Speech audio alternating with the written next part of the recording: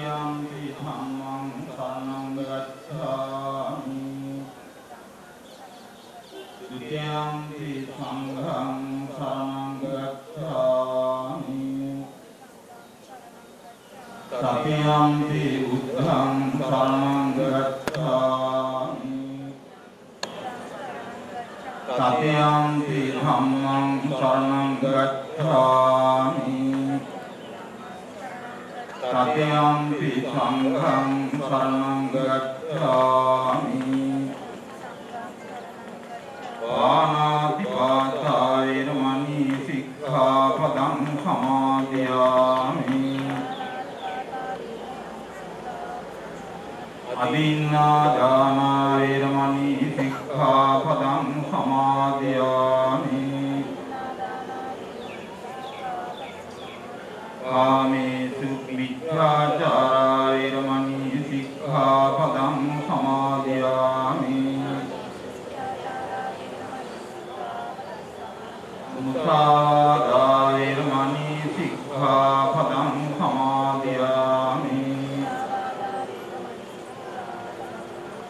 Surāmēraya majjapamādakkhānā vīramani sikkhapadam samadhiyāmi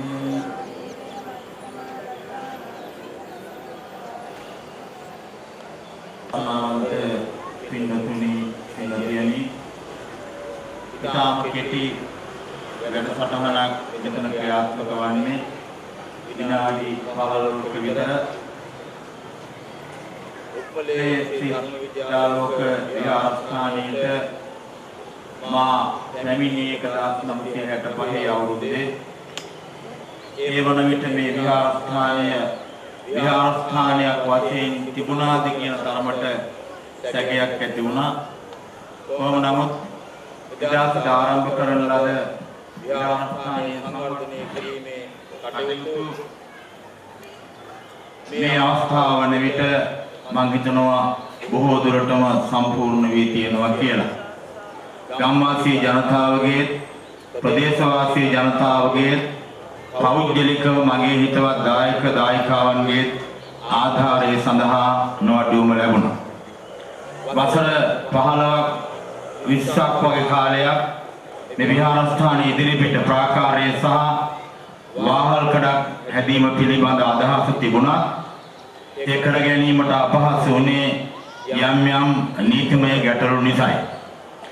ඒ සියලු ප්‍රශ්න විසඳාගෙන පුළුවන්කම ලැබුණා මේ දර්ශනීය ප්‍රාකාරය ඉදි කර ගන්නට වාහල්කඩ සහිත තොරණ ඉදි කර ගන්නට අද එය විවෘත කරන්නට යෙදුණා. මේ කාර්යයේදී මම හිතනවා අපේ සියලුම විහාරස්ථාන දායක දායිකාවන් හා විහාරස්ථානයට සම්බන්ධ හැම දෙනාම අප්‍රමාණ සතුටක් ලබනවා ඇති කියලා. මොකද මේ කාර්ය දෙකේදීම අනිකුත් දායක දායිකාවන්ට කිසියම් අමාරුවක් කරදරයක් පීඩාවක් සිදු වුණේ නැති නිසා මේ දර්ශනීය ප්‍රාකාරය දෙපු සමූහ ව්‍යාපාරයේ නිර්මාතෘ සත්ගුණවත් සාමිනිසුරු කේදී උපසේන ශ්‍රීමතානන්ට පින් අනුමෝදන් කරමි. කරුණා උපසේන මැතිණිය ඇතුළු සමන් ආදරණීය පුතුණුවන් සුශාන් ආදරණීය පුතුණුවන් මුල සිටම උනන්දු වුණා. ඒ අවශ්‍ය කළා මේ විහාරස්ථානයේ ඉදිරිපිට මේ ප්‍රාකාරය කොහොමද ඉක්මනින් සම්පූර්ණ කරන්න ඕන කියලා. ඒ සමගම මේ ඉදිරිපිට දර්ශනීය සවිශාල වාහල්කඩ සහිත තොරණ. ඉතින් මේවා සම්වා යනවාද කියන කාරණේ. ඒ වාහල්කඩ සහිත තොරණ මේ ස්ථානයට පැමිණ සිටින විරෝණිකාර්ය දාස තමිලාවුදයන්ගේ දුව තමින්ද රෝහණ පුතා රසික මල්වාති බෑනනුවන් සෑම දෙනා එකතු වෙලා මේ මහා පුණ්‍ය කර්මය සිද්ධ කළේ. ඒ හැම දෙනාගේම වගේම මියගිය ආදරණීය මව්පිය ආදී ඥාතීන්ට පින් අනුමෝදන් කරවීමයි. ඉතින් මේ කාර්ය දෙක මේ ආකාරයෙන් සිදු වුණ බව මේ වෙලාවේ විශේෂයෙන් මම සිහිපත් කරනවා. රල්මඩුල්ලේ කරුණාවේ හැම දෙනාම මම ඉතාමත්ම කරුණාවෙන් මෛත්‍රියෙන් යුතුව සිහිපත් කරනවා. විශේෂයෙන් රල්මඩුල්ලේ KDU Samud Yapar Dilmatu KDU Upasena Sriwatanan Mangkana Pelmadulla Pradesh Ratna Sri Lanka Watampa ආදර්ශ ගතහැකි ශ්‍රේෂ්ඨ කුලයේ හොඳ බෞද්ධයෙක් හොඳ ජාති හිතයිසියෙක් හොඳ ව්‍යාපාරිකයෙක් අනිත් හැම දෙනාටම ආදර්ශයට ගතහැකි එතුමායි ගුණ සිහිපත් කරන්නේ නැතිනියක් එදරුවෝ අප්‍රමාණ කරුණාවෙන් දයාවෙන් යුතුව සිහිපත් කරන මේ පින්දීමට බලාපොරොත්තු වෙනවා මේ කාරණා ටික විශේෂයෙන් මා සිහිපත් කරන අතර මේ දිග වැඩසටහන නොවේ කුංචි වැඩසටහන මේ අවස්ථාවට වැඩමවන්නට කියලා මම විශේෂයෙන් අද වගේ දවසක නොයෙක් විදිහේ ආයුර්වේද සංගීත මහාමුදුරන්ට පන්සල් වල ඉන්නවා නුගේගොඩ නාලන්දානාමාධිපති එවැගේම මහා බෝධි සංගමයේ නියෝජ්‍ය ලේකකාධිකාරී එවැගේම මීඩියාවේ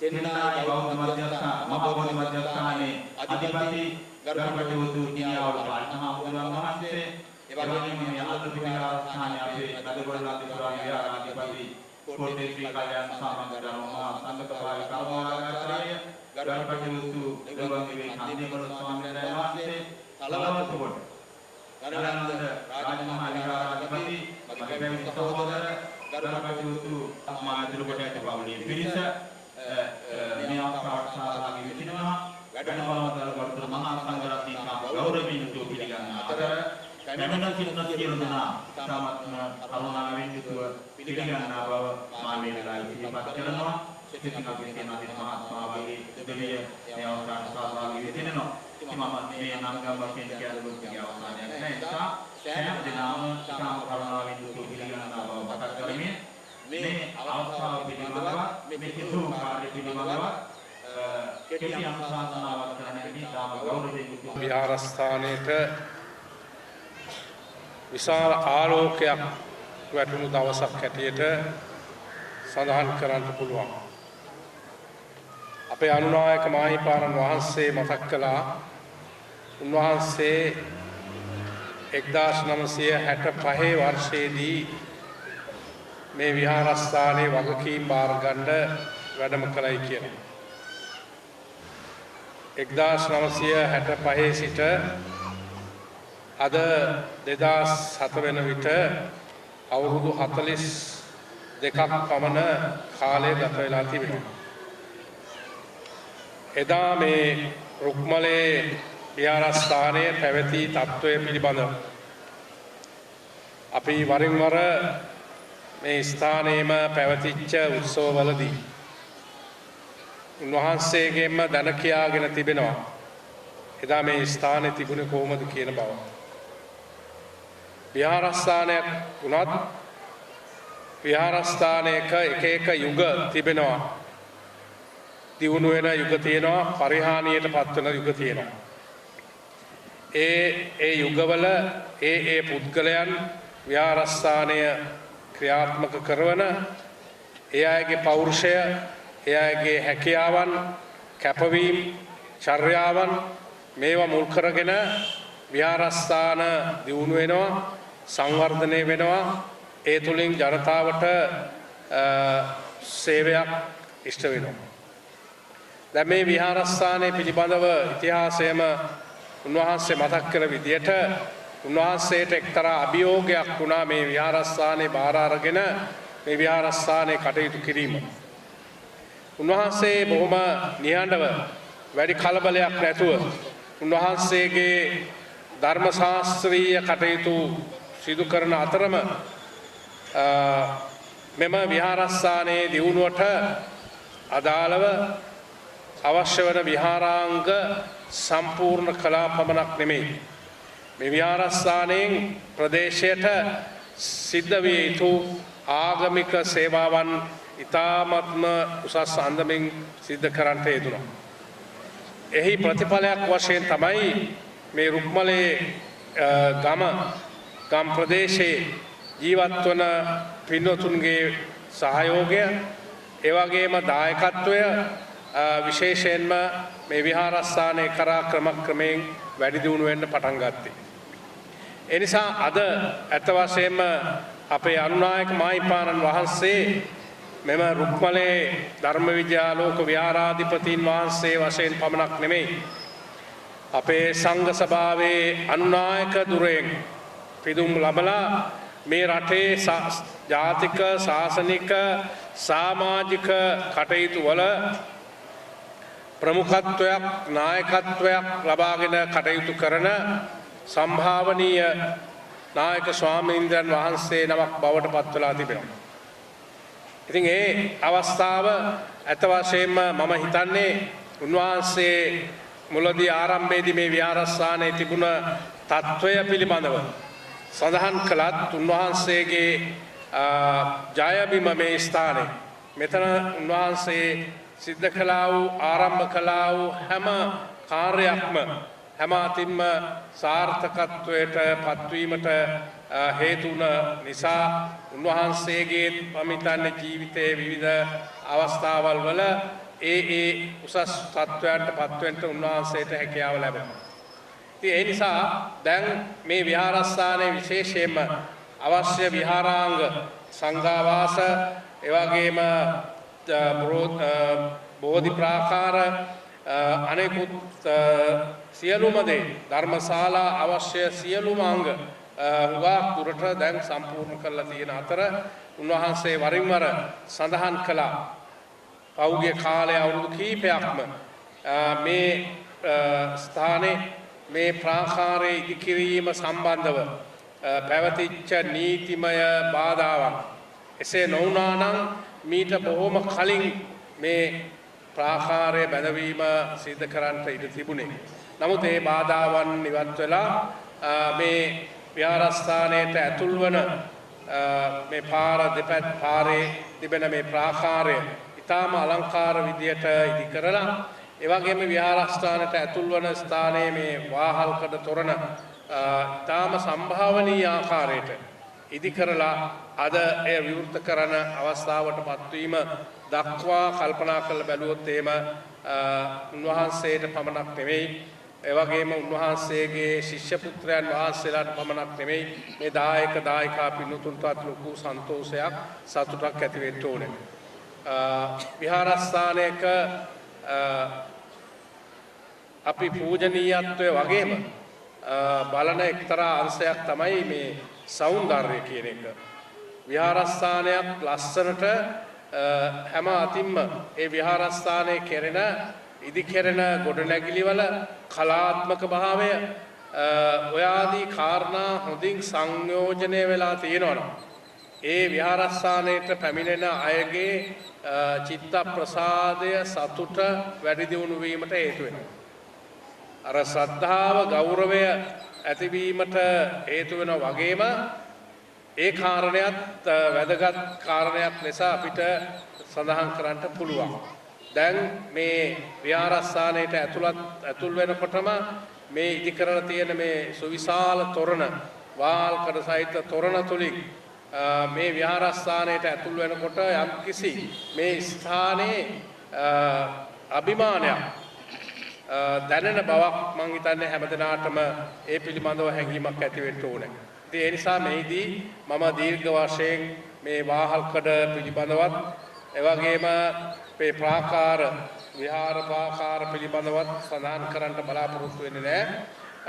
දැන් විහාරස්ථානයේ තිබිච්ච ලොකු අඩුපාඩුවක් සම්පූර්ණ වීම පිළිබඳව හැමදෙනාටම සන්තෝෂ වෙන්න පුළුවන් අවස්ථාව මේ අවස්ථාවේදී විශේෂයෙන්ම උන්වහන්සේ සිහිපත් කළා.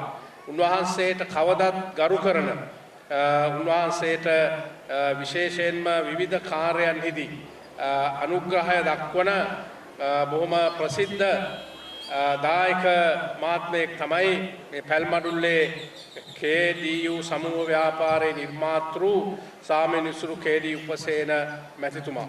පසුගිය කාලයේ එතුමා අභාව ප්‍රාප්තවන්ට යෙදුණා.